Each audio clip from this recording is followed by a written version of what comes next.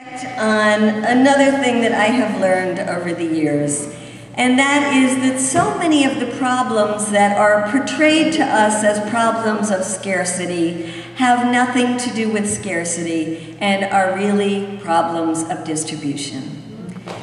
Now,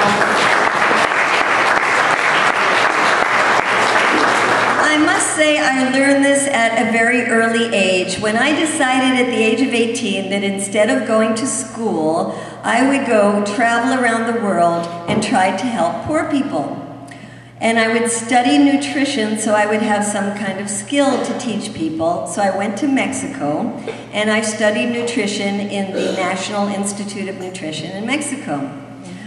Well, on our first test, they had this question, and it said, if you have only 1 liter of milk and you have 8 people in the family, you have the little babies, you have the middle-aged children, you have the parents, and you have the 2 elderly grandparents, how would you tell them to divide the liter of milk? And I just thought, and I thought, and I thought.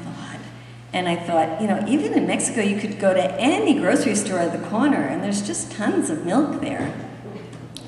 So I wrote, I tell them to go to the corner grocery store and steal 2 more liters of milk and divide it however the hell they wanted to. I was kicked out of the school for being a communist.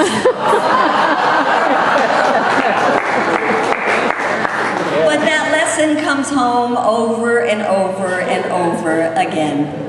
And most recently, that lesson came home in Madison, Wisconsin. And I don't know if you caught Michael Moore's talk there. But it was just wonderful because he comes in, you know, he's this burly guy and he's got this booming voice. And he comes in and he says, I got something to tell you, something important to tell you in Wisconsin.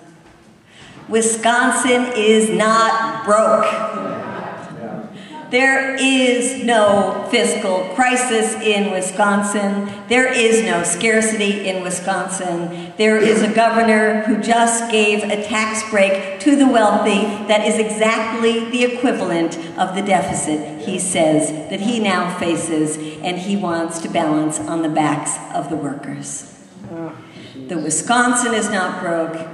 And we have to know that our country is not broke.